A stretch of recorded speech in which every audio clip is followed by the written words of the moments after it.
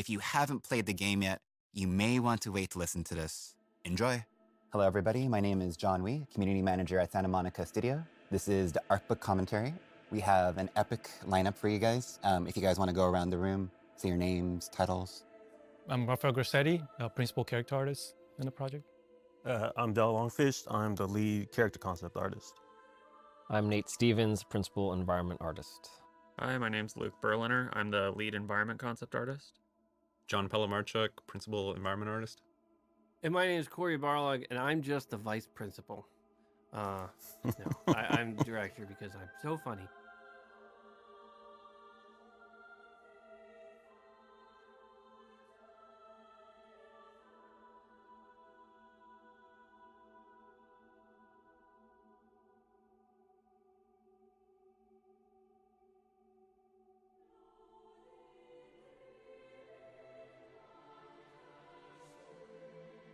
So we're going to start here with the characters of God of War, starting with our titular character, Kratos. Could you guys talk a little bit about the inception of how the design came about, transitioning to the Norse design? This took a long time to get to. Like, we know what Kratos looks like, but it was amazing how long it took to get to even just getting Kratos to look right at this higher resolution. Yeah, I think early on we started to investigate a lot of even actors and how maybe we're gonna run into scanning a person versus actually modeling in 3D. And we did that with Atreus, but with him, we started looking at a lot of the old games and his features and how, what do we translate to this new one? So like the early models are actually taking from God of War 3 models and trying to take it to this new, to the next gen. So we started just to sculpt a lot of the wrinkles and try to play up on the first playable. Yeah, and I think something with Kratos too, early on I think Jose had kind of hit a look, Jose Cabrera, kind of with the beard and stuff.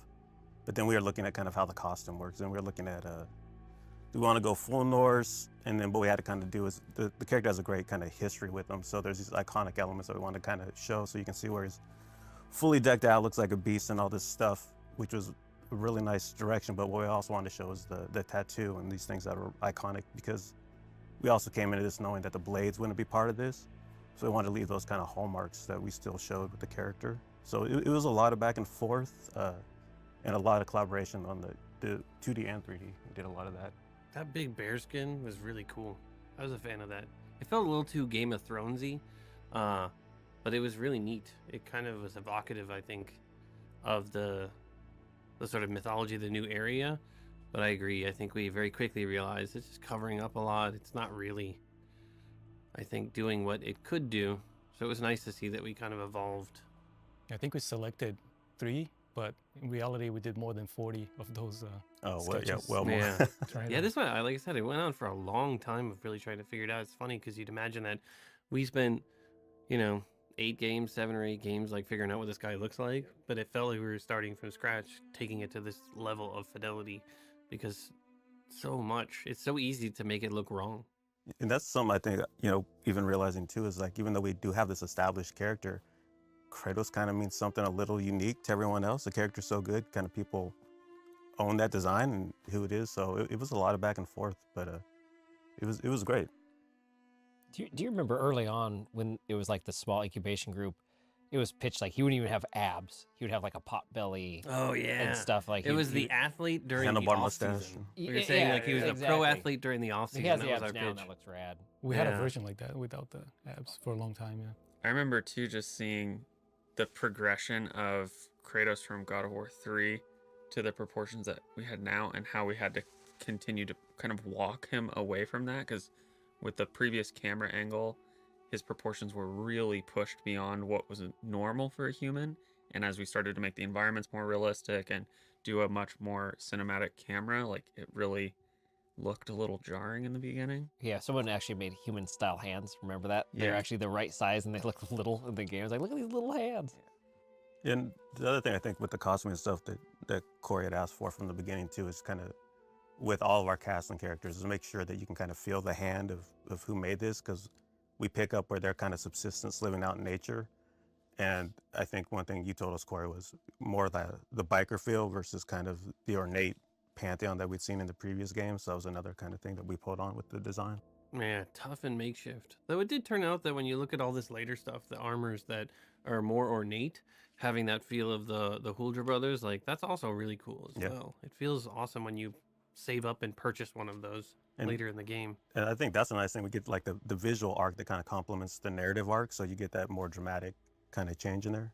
And then also, like you were talking about the bear skin, that was also something we had talked about early on between Kratos and the son, Raph, with the Yeah, with the wolf and the bear. Yeah. And that changed a couple times back Yes, and forth swap- of like swapping. who's gonna be what. Just for readability in the game, because when we start putting Kratos in black, we run into a lot of issues of a lot of stuff not showing Yeah. all the details and stuff. So we ended up changing a couple times. Yeah, and that's one of those things we kind of always try to put the intent. And something that's great about working on this game is, I think, Corey, with your story background, the narrative, there's a lot of that put in all the characters. And like the bear idea was maybe he's a little more aggressive, more impulsive, where if the son's the wolf, he's a little more sly thinking. Focusing on Atreus, what were some of the challenges of designing, Kratos' son? I know one of the first things we talked about, I think half the studio wanted the kid to be yoked out, like a little bodybuilder, kind of being a Kratos' son, thinking he should be Huh. really massive. But I think Corey's intent was to do the opposite. Like that little kid bodybuilder? Yeah. The tiny, Little Hercules. Yeah, I definitely was not too into that. I mean, honestly, the kid's look kind of came to light when we cast Sonny. Like for me, we kind of drew a bunch of stuff. You guys did the exploration where you kind of said, here's what Kratos looks like. Let's see what a 10-year-old version of Yeah. Kratos would look like. And we tried to kind of do all these different Deconstruct versions. it. And nothing really connected and nothing felt right. And it's really hard, I think, to draw kids, right? Like Yeah. there's so little detail going on that the uniqueness is so subtle, it's so small, right? And it's like what came from is casting Sonny, seeing his headshot and going like, man, that's the kid right Yeah. there, that's what he looks like.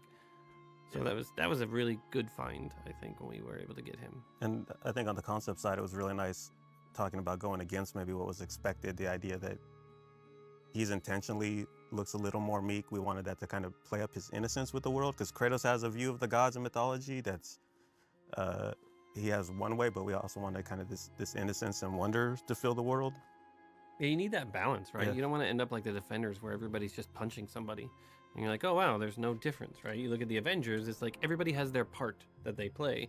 If the kid was big and strong, then it would be Kratos and tiny Kratos doing Yeah, the same exactly. thing. And it's really like each of them, as even in the game we say, like every god has their own sort of uniqueness, Mhm. right? And his uniqueness is vastly different from Kratos. It's just what he carries with him is the negative sides, right? Like Yeah. the bad traits of Kratos are part of his DNA. I even remember one of the early, and maybe internal playtests too, like we heard lightning in the background and the kid was like, oh, is that giants fighting? And just this really cool way of looking at the world where Kratos is Oh, more yeah. like, yeah, whatever. Yeah, I think for this character too, we could imagine him growing up and all the elements that we could add into his costume, like Kratos's touches and the mom's touches and all this stuff. Mhm. I think that helped bring all the visual to life. Yeah, like he's got Kratos' red sash, and when you see the mom, she's wrapped in yellow, and he's got her kind of scarf around his neck, so he's kind of walking the line between both of them. Yeah, it's this cool authenticity. I think it exists both within the creation of the worlds and the characters, is that feeling of even little details on these characters make things feel more authentic, more real. The Yeah. idea of wearing Kratos's, piece of Kratos's cloth really does feel like things were assembled with whatever was nearby, whatever was around. It tells the story of the world, but also kind of identifies who the character is rather than having this perfectly made suit, right? It's kind of the early Spider-Man homemade suit versus the professionally made suit, right? Even trying to mimic some of the stuff that he sees on Kratos, like the wrappings on the hands, even though not knowing what those are, like start a little shoulder pad or stuff that mimics the designs on both Yeah. ways. I don't think you can see it in these ones, but we have these tattoos in the game, and Atreus has one going up his arm. And we wanted that to kind of help him with shooting the bow. So we designed it so when he actually pulls the bow back, the tattoo's in line, like that actually gives help to the arrows. So all those little areas we try and pay attention to. Yeah, we didn't really think people would go that deep into trying to solve this. In E3 2016, people were already solving Yeah. all the tattoos on his arm. Yeah.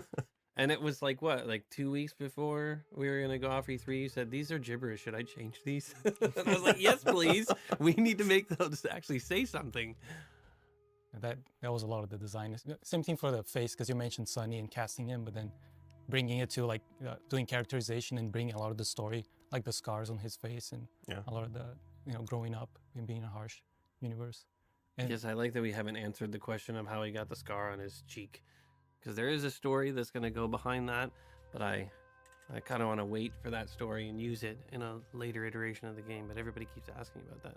That's Yeah, cool. that was all has intent behind it.